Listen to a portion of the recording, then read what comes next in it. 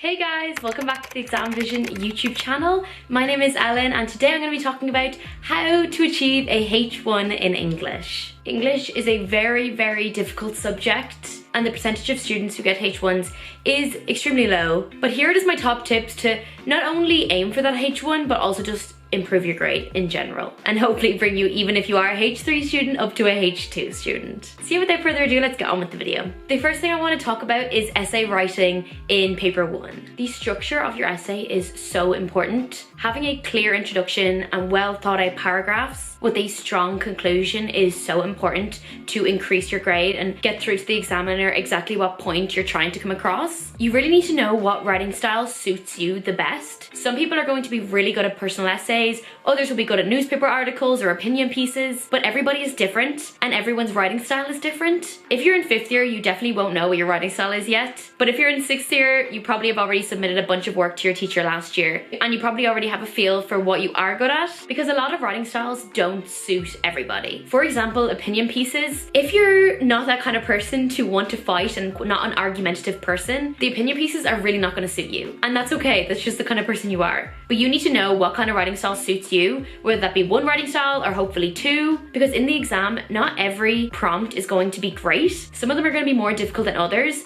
so you do want to have a little bit of choice. So I would definitely recommend preparing at least two, whether that be like the personal essay and the opinion piece, or like, I don't know, the newspaper article and the story. Just be prepared to write two because one of them might be really bad. If you are in the exam and all of the prompts are not great, but there's an opinion piece that is kind of nice, if you've not written many opinion pieces, do not do it. It is not worth it. Even though the prompt seems nice, if you are not prepared for that style of writing and you think you can just come up with that on the spot, you cannot.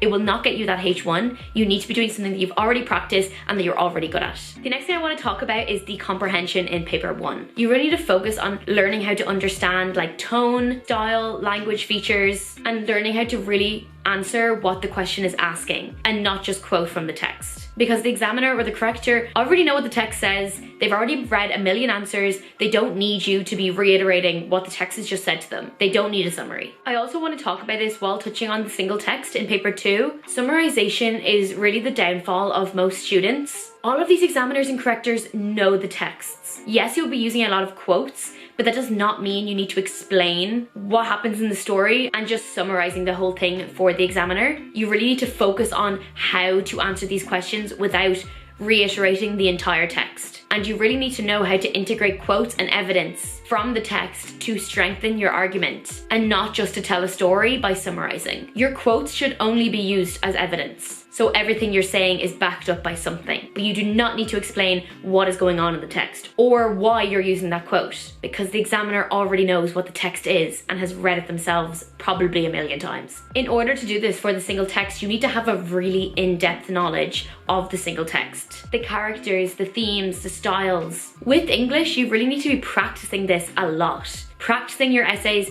practicing your single text questions, practicing your poetry questions, and getting your teacher to correct them. Most English teachers will be happy to correct extra work that you give them. And in English, I feel like it's extremely important to get feedback from your teacher, because if you don't, you really don't know what level you're on and how to improve. And that's what makes English such a difficult subject, especially to get a H1 in. So you need to be receiving feedback from your teacher all of the time. The last thing I want to touch on is for poetry. The examiner really wants to hear your opinion and your engagement on the poem. You should be using a lot of, in my opinion, I found, I could relate to. All of these kind of verbs are so important in English and you will be really well rewarded for it, especially if you have backed them up with quotes without summarization. If you think about it, the people who correct these English papers are reading so many essays over and over and over again. So you want to think, what can you do to make yours different? To actually make the corrector want to read your work. You want to make it interesting. You want to make it different. You don't want to be like every other student. The people who can really entice the examiner are the people who get the H1s. I hope these couple of tips and tricks helped you out even a little bit.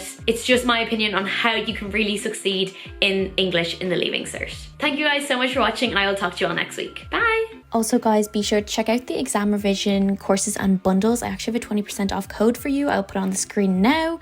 They cover majority of the Leaving Cert and Junior Cert subjects. They have H1 standard notes, video lessons, presentations, quizzes, exam questions, everything you will need to succeed in the Leaving Cert and Junior Cert.